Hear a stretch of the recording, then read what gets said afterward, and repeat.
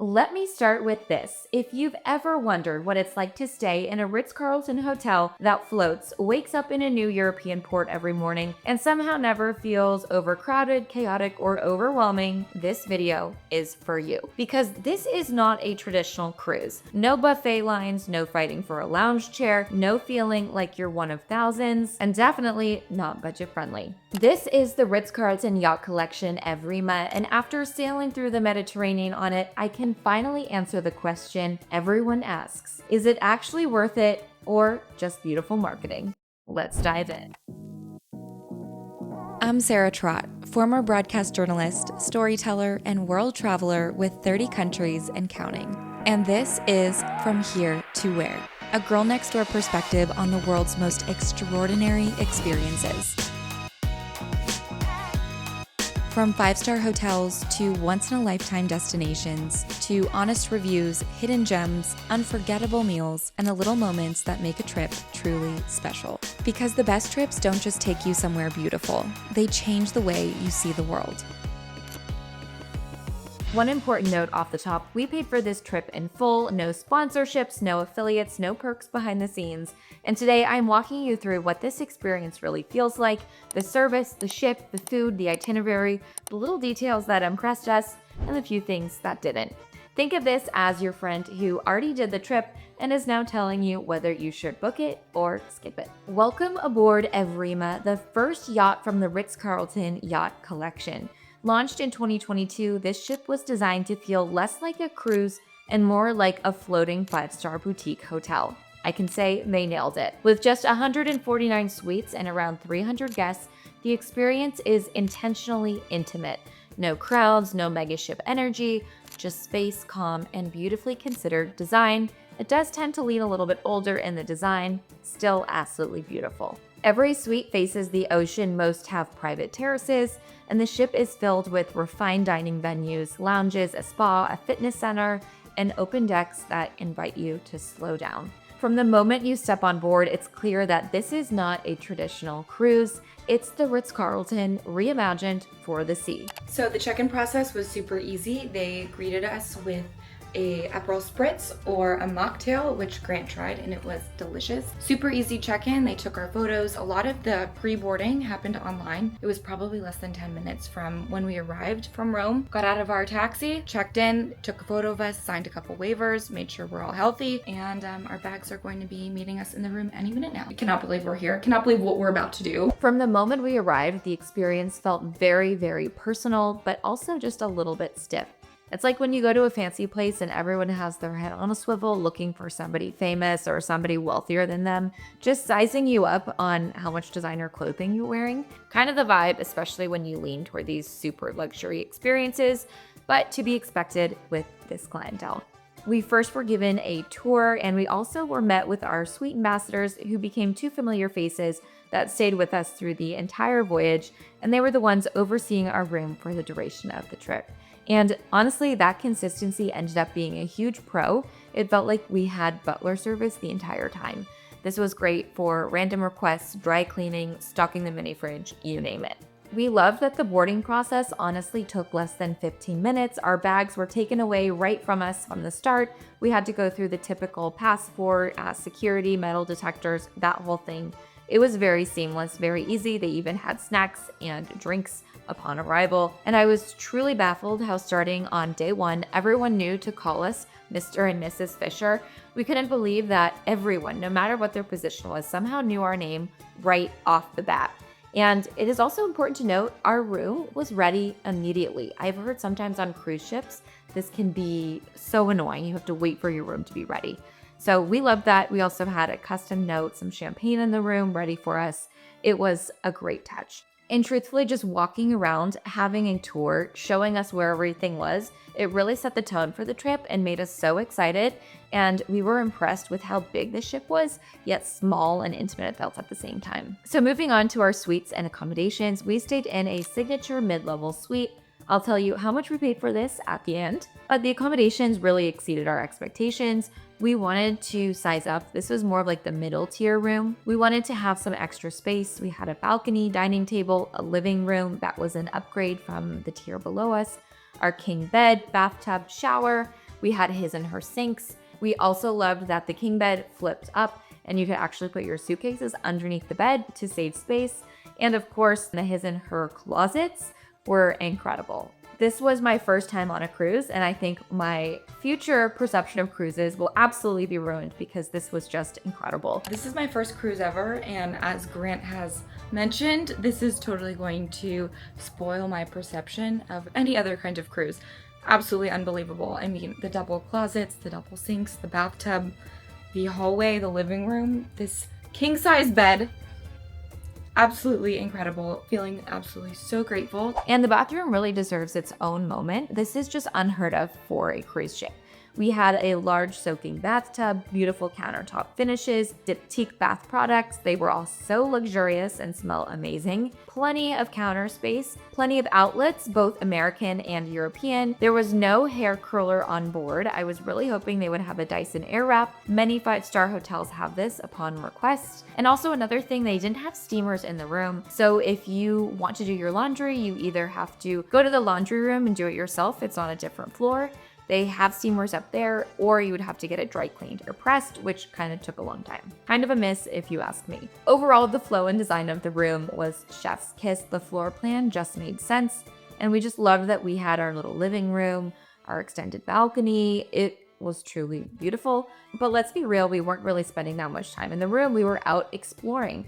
And we also didn't really use that living room space, but it did give us some extra space to spread out. Really, it's just this extra space that's the differentiator between our room and the smaller room that's a little bit less expensive below us. But I will say we did use our dining room table for in-room dining, which was amazing. I'm not joking, we ate breakfast in-room every single morning. You could order the day before and hang out this little card on the door handle the night before, just with whatever you wanted, cappuccinos, breakfast, fruit, all of the things. And it was the same with the dry cleaning. It was super convenient. This room speaks for itself. Absolutely incredible. Now let's get to the itinerary. We chose the Mediterranean, but the Ritz-Carlton has destinations literally all over the world, including Northern Europe, most recently Asia, Greece, and so many more. Honestly, it was hard to choose a route, but we knew Italy, France, and Monaco would be a safe bet, and it was absolutely beautiful. Okay, now let's get into the weeds here. We were planning to get off the cruise and do a boat excursion this day since the Costa Esmeralda is known for its crystal clear blue water, but due to the weather conditions, we stayed aboard and we did a spa day. I will say a major con from planning this experience was just how inflated the prices were quoted from the Ritz-Carlton to do these off-yacht excursions. We were quoted $2,800 per person for an 8-hour full-day boat excursion on the water. And so I looked at different yacht apps where you could independently book a charter, and we were able to book something all day for $2,000 all in, less than half the cost and pretty much the same type of speedboat. And that was kind of the case for all of the off-yacht excursions that the Ritz offers. Super pricey, and you're really paying for the convenience of Ritz coordinating it for you and knowing where you are when you leave the boat. But again, you have free reign. If you leave the boat, you can go do whatever you want. For example, a private van for 4 guests with a guide for 4 hours was $1,595 per person, and that was just astronomical. I mean, really, to get a driver for 4 hours to take you sightseeing, it was pretty steep. One thing that was also a con and super frustrating was that a lot of these excursions, you get a full portfolio of all of the different options you can do off yacht. Super exciting and great choices, but a lot of them were booked out very far in advance. There was a big miss here with the concierge element of booking all of these excursions. It was tricky, especially because we couldn't do a Zoom call with any of the Ritz travel coordinators in advance. It was all via email or phone, and it was really tricky to find a time to connect being in different time zones. Lots of phone tag, lots of voicemails. And truthfully, for how much we are paying, we should have at least been able to have a Zoom call and plan our itinerary with a representative. Now, that being said, we didn't leave our boat the first full day. We just wandered around to get the lay of the land, to explore the outdoor decks and just these unbelievably beautiful and spacious spots. The pools, the lounge chairs, the multiple bars and restaurants, the lobby, the cigar room, the spa. It honestly took us a few days to really get oriented because there is so much to see and do, The design, again, is just absolutely stunning everywhere you look on this ship. And truly, the furnishings were just so beautiful. It really doesn't have that modern style. It's more of a classic style that leads to an older demographic. But that being said, very beautiful, very Ritz-Carlton. Okay, now let's talk about the food because this is where our expectations were high. Overall, the food was excellent across all venues and even in-room dining. I give this a 10 out of 10. There were lots of different types of cuisine on board, from Asian, Mediterranean, to a Michelin star chef with a tasting menu.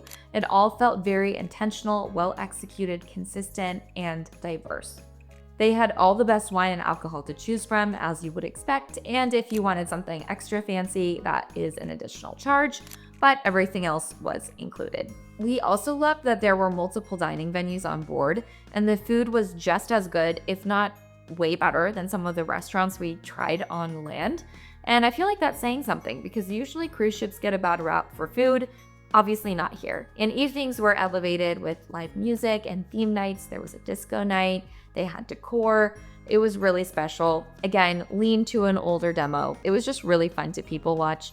We had one drink and then headed to bed. Honestly, Grant and I are probably the oldest young people you will ever meet. Now to one other con, and I think this is really important to note this before going in, you do have to make dinner reservations.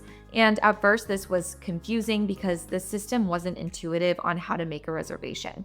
So we met with our concierge member in the lobby, we booked out our meals, and the staff walked us through everything step by step.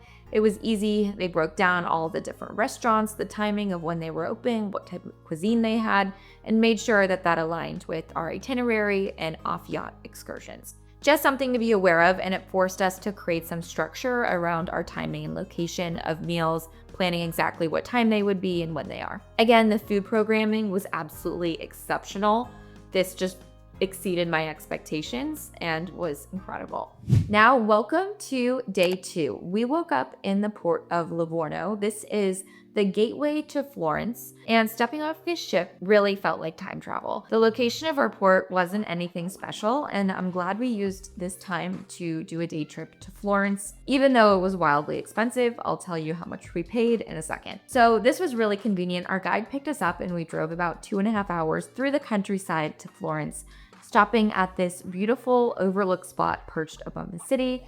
It was just an amazing panorama viewpoint. And honestly, the drive there was part of the experience, just staring out the window, looking at the beautiful scenery around you. Absolutely stunning. So a little bit of background, Florence is the birthplace of the Renaissance, where art, architecture, and human creativity just exploded into a movement that still shapes the world and the city today. Every street feels layered with history. It's truly so beautiful and charming, but it was very hot and very touristy. So our driver, as we were coming in, we said, oh my gosh, we have no idea what we're gonna do for lunch. And he recommended an incredible spot. It's called the Salotto Portinari Bistro. And we made a reservation in the car on the fly. It ended up being really cool, really quiet, tucked away from the hustle and bustle of tourists. Again, if you ever catch me eating at one of those restaurants where it has the photos of the food menu items on the menu on one of those little stands, would not be caught dead somewhere like that. So I am so happy he gave us this great recommendation. It felt like we were having lunch in a private museum. Moving on, we spent the rest of the afternoon shopping, seeing the iconic Duomo in the plaza, and honestly just dodging all of the tourists. This is a great spot for designer shopping. There's some cool rooftop bars. I love how there are little bridges and canals and waterways connecting this.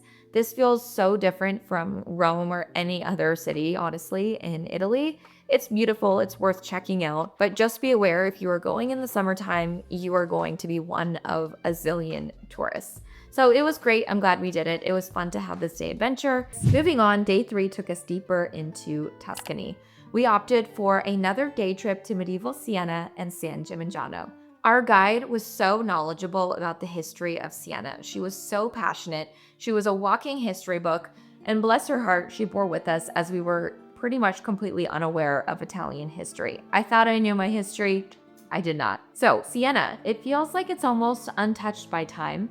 This is a must-see. Comparing to Florence the day before, this was just a complete change of pace, change of scenery. Siena is a medieval city built around its central piazza, famous for the palio horse races that have been running for hundreds of years. It's still a huge tradition and very exclusive to this day. It wasn't happening during the time that we were there, but maybe we'll come back one day. We had lunch at a recommended local restaurant. It was absolutely delicious. But one thing to note in Italy, if you don't finish all the food on your plate, sometimes because the portions are huge and there's multiple courses and you're just stuffed, it's actually extremely offensive to the chef to leave anything on your plate. This is a huge cultural difference from the US. I totally get it, but we were a little bit shocked at how some of the waiters would react, specifically at this restaurant this one day. It was actually so funny, we were kind of laughing about it, but just an important cultural thing to note. Next, we traveled by van to the nearby San Gimignano. So we have arrived in San Gimignano.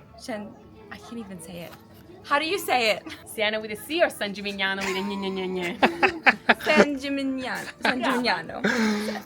Here we are. Just look at it. This is just a storybook town that rises out of the countryside with its iconic stone towers. It's one of the symbols of wealth and power among rival families from ancient times. And this is just, oh my gosh, beautiful. This is Tuscany postcard in a nutshell.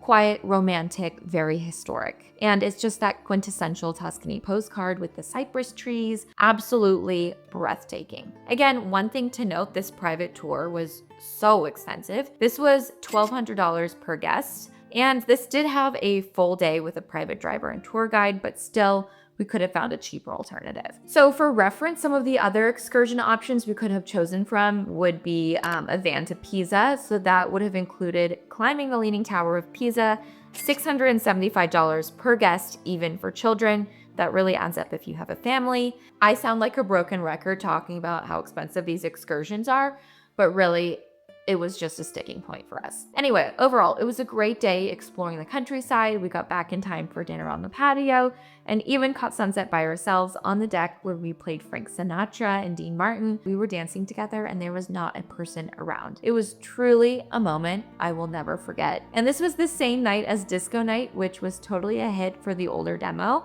All the themed decor, the live music, people dressed up in costume. It was so much energy. It was really fun to see. We had a glass of wine and dipped out early because this was definitely a thing for the older crowd. Something I loved, each night we would return to our room with a printed itinerary and fact sheet about the next day's port, what the activities were, what was available, times for excursions, hours of operations for the restaurants, amenities, all of that. It was a really nice touch and it made us so excited for the next day. Day 4, welcome to Portofino. Portofino is a small, polished, and iconic destination. It's the kind of place that feels cinematic even when you're just walking through it. The boats just bobbing around in the harbor, the cobblestone plaza, the shops, it's just all so much to take in. And what I love is that this is not as busy as Positano or Capri, probably because it's harder to get to. So we had lunch at La Terrazza. It's perched above the harbor at the Belmont Splendido. I have a full review of this, you're gonna have to go watch it. The Hotel Splendido itself dates back to a 16th century monastery and it has hosted everyone from Elizabeth Taylor to royalty. This was hands down the most beautiful lunch spot I have ever experienced. We booked this reservation at least 3 months in advance, independently of the Ritz-Carlton. We did this online. It required a deposit, basically, your blood and ink. It was totally worth it, but not easy to secure. Oh my gosh, the view was such a moment. You can see all the terracotta rooftops, the yachts below, the coastline just stretching out endlessly. It was so beautiful, but I will say a little bougie, a little uptight. After lunch, we came back to the boat and caught the tail end of the water sports setup they do off the back of the boat, where they basically create this floating cabana club with inflatable toys. I wish we had more time to enjoy this because they don't do this every day, only on certain days and weather permitting and port permitting, but this was so much fun. This was like an adult kiddie playground, like being a kid again. It was so much fun. If we had more time, we would have definitely spent more time doing this. Now we switch gears and move from Italy to France. Saint-Tropez has an entirely different rhythm. It is France after all, and it's no secret the French do not like Americans and they aren't afraid to show it. I said what I said, and I stand by what I say. Saint-Tropez was once a quiet fishing village, but it became a global icon in the 1950s thanks to artists, writers, and celebrities who would vacation there. And today it balances glamour with a slightly rebellious, artsy edge. It's all very upscale and beach chic, great for shopping, great for art galleries, great for long lunches, you name it. So we did have a lunch booked at Club 55, which apparently is a legendary beach club for lunch. I was so excited to check this out, but on the day of, everyone on the Ritz-Carlton who had a reservation there, and there were a lot of us, were informed that the club received a private buyout, so we were all kicked out of our reservations. And it was so last minute, it was insanely difficult to get reservations anywhere else the day of. I mean, it is the peak of summer. So the concierge was super overwhelmed at the front desk. There were a lot of upset guests, and we didn't bother to wait in line for Ritz-Carlton to assist us. We just decided we would figure it out ourselves. So we explored the town, we had lunch at a quick spot near the promenade before heading to Lulu Beach Club, which I quickly looked online and saw a bunch of influencers saying this was a great spot. We had no reservation, no plan at all. This is honestly kind of a funny story looking back at it. So we walked up to the host stand and we were greeted by a very unpleasant person from Lulu who basically scoffed at us because we didn't have a reservation. I did all but taking no for an answer, so I ditched Grant, went around to the beach side instead of the front restaurant side, and walked up to a beach attendant host asking for availability for a cabana, and they sold me one for like $200 for the whole day, which is a deal. Anyway, so Grant comes around, and the next thing you know, we're ordering wine, we're ordering lunch, and it was great. So we were on like the beach facing side, which ended up being even more fun. It's kind of funny to look back at this experience. The food ended up being pretty good. The service was okay. The music was great. We hopped in the ocean and just swam and had a very leisurely afternoon. But it was a little disappointing because I'd heard so many influencers rave about Lulu, and it was just okay. Before heading back to the promenade, we grabbed some pizza and ice cream at sunset along the pier, and it was truly beautiful. Such a special day. For having no plan, this actually worked out. Next stop is Cannes, where old Hollywood meets the Riviera. Cannes feels polished and cinematic. It is so famous for the film festival, the Palm Line Promenade, all the designer shopping, and the architecture. So we wandered around these outdoor markets. There was this beautiful flea market with vintage posters, secondhand Sire jewelry and bags, handmade accessories, artwork. This place is truly a place where money talks. The sales associates in these stores are not impressed with tourists, and they really gave us the vibe. Like, if you're not here to drop at least $50,000, don't bother us. It was actually really funny. We were in a Chanel store, and this guy comes storming in, and he's like, I need this bag, I need that bag. My helicopter leaves in 30 minutes, help me out. And Grant and I were both like, where are we? This is so crazy. Anyway, we didn't have a plan for lunch this day either. After swiping through some reels from influencers on where to go here, I was like, all right, let's book a reservation. So I called La Jurite, and the person who answered the phone was pleased to tell me that the next available reservation was in December of next year. I have no idea if they were serious or not, or if this was just like another how dare you try calling us the day of for a reservation. Maybe it was the American accent. I have no idea. We opted for lunch at a Riviera restaurant inside the iconic Carlton Cannes Hotel. The Carlton has a classic exterior, you cannot miss it, and it is known to have hosted decades of film stars, royalty, and it still carries that quiet grandeur. The lobby alone is a perfect place for sightseeing, and there's a lot of beautifully dressed individuals, head-to-toe designer everything, a bit flashy, but overall very cool. We opted for lunch on the patio, and it was absolutely perfect. The vibrant yellow and white pinstripes, the food and service was great. Grant had the most expensive Wagyu burger of his life. I think it was $150. So they really price out the touristy looky-loos. I will say the vibe just felt uptight. Everyone was kind of watching each other here again. I think it's just a thing here. We were feeling pretty tired, and honestly, we couldn't wait to get back on the boat just to relax and finish the day. So when it comes to Cannes, I say see it once and you can be done with it. S'il vous plaît. And lastly, we bid farewell to our Ritz-Carlton cruise in Monte Carlo, Monaco. Yes, this is the James Bond capital of the world. Luxury cars, luxury jewelry, luxury everything, you name it. We had one last breakfast on board and walked around the yacht one last time in the morning, and we truly could not believe how quickly this trip flew by. If you've made it this far in the video, you're probably wondering what is our final verdict. Is the Ritz-Carlton Voyage Yacht Collection worth it? Absolutely yes. We're already planning our next adventure. We had such an amazing time. And again, this is totally something Grant and I did on our own, not sponsored, a completely honest review. Absolutely yes, the Ritz-Carlton yacht is totally worth it. And now here we are departing in beautiful Monte Carlo, Monaco. We are going to spend one night at the Hotel Metropole before we head off to Venice and then head the Dolomites. So this is farewell on this beautiful voyage. We literally were hugging our sweet ambassadors and saying goodbye to all of the friends and the amazing staff here. We had such a good time. We hope you guys get to experience this too. And just like that, it's a wrap. Final day. Gonna be living it up in Monaco. Absolutely 10 out of 10 experience. By far, the service was just exquisite. Recommend 10 out of 10 Ritz-Carlton cruise. So we disembarked at the port in Monte Carlo. We took a 3-minute $200 van ride to our hotel, where we checked into the Hotel Metropole Monte Carlo. Monte Carlo is just known for its precision luxury. It's known for its casinos, its Formula One history, all of these immaculate streets. It looks like a rich version of like fantasy Disneyland. Crazy. Truly, this city, there is not one thing out of place.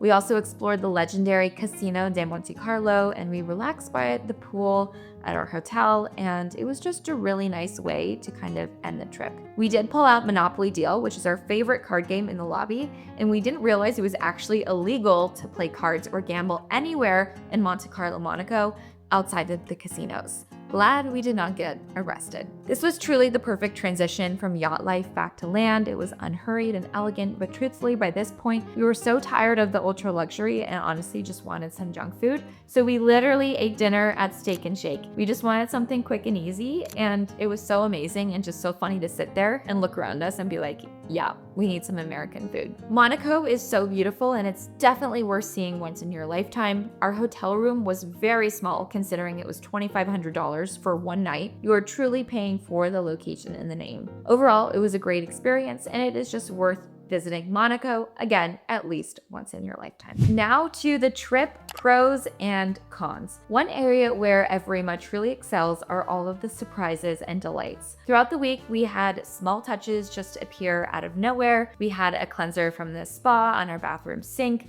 A bubble bath was set with rose petals when we came home one night.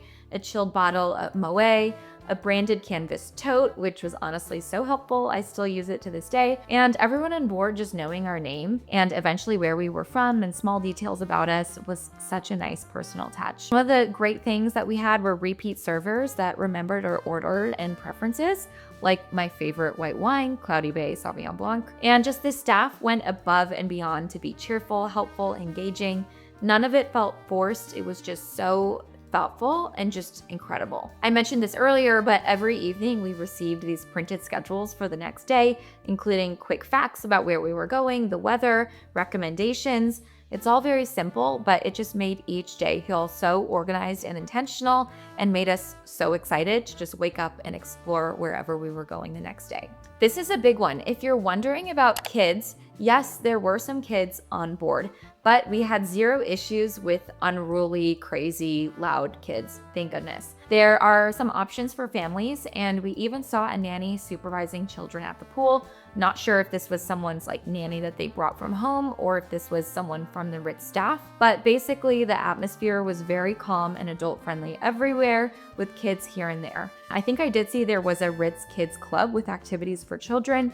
Honestly, I barely saw kids, and most of them were around like middle school, high school age. I would say this experience is better suited for couples and adults over 30, mostly because that's the price range. But other than that, this stuff really isn't intended for children or singles. I would say if you're single trying to meet someone here, it's not the place. Now let's talk about the cons, because no experience is perfect, although this felt close to it. First of all, the pre-voyage planning. I talked about this a little bit before, but communication before the trip was much slower than expected. Emails took 2 days at least. Everything was handled via phone, no video calls, which was such a missed opportunity, especially at this level and this price point, and just the level of detail we needed to coordinate itineraries. Second, the excursions were just absurdly overpriced. Private boats, tour guides, all of those were priced per person. They were well organized, but they were just so marked up. Again, I would look at third-party apps for drivers or boat rentals for little days, snorkel trips, and they were half or a third of the cost. Third, the fitness center. So this was a super small space, limited equipment, and it got super crowded in the mornings. If working out is a major part of your routine, this could be very frustrating because the gym was super, super small. Fourth, this was kind of weird. There was no sundries or gift shop on board. So if you forgot something like hairspray or Band-Aids or wanted like a granola bar, they didn't have anything where you could go buy this. They could go try to source something for you, but they had more of like a luxury boutique with like watches and bags, not like little essentials you would need. Another thing, there was no curling iron on board, which feels like such an oversight. And also just the confusing process for booking dinners aboard and excursions, it was a little bit complicated. And lastly, a $250 beard trim at the spa, 15 minutes. Iconic, but wow, this was steep. None of these were deal breakers for us, but they matter depending on your expectations. You're here to spend your fun coupons. Now, before I wrap up, I want to talk numbers because at this level, transparency matters. Again, none of this was sponsored. We paid for this in full. So for this trip, the base cost of the cruise itself came to just over $38,000. On top of that, we spent an additional $10,000 on excursions, add-ons, meals, shopping throughout the week, which includes alcohol beyond what's included, private transfers, those tours and experiences, dry cleaning, spa services, other onboard extras. Plus, with flights, I would say all in, this was about $50,000. So that's a lot of money. And I'm sharing this not to shock you or glamorize it, but because if you are considering a trip like this, you deserve the real numbers, not some vague estimates. This is a very premium experience and it is priced accordingly. For us, the value came from the space, the privacy, the service, the intimacy of the ship, and just the ease of waking up in a new destination without constantly packing, unpacking, navigating logistics. So whether that price makes sense depends entirely on what you value in travel, and that's exactly why I wanted to give you guys the full picture. So is the Ritz-Carlton worth it? Well, if you value space over spectacle, service over scale, calm luxury over chaos, and personal details that make you feel known and seen, then yes, Evrima and the Ritz-Carlton Yacht Collection absolutely delivers. This is not for everyone, but for the right traveler, it's one of the most refined ways to experience the Mediterranean. If you have questions, leave them below. I'll answer everything that I didn't cover. And if you found this helpful, don't forget to like, subscribe, and I'll see you in the next one from here to wherever we'll go next. Thanks, guys.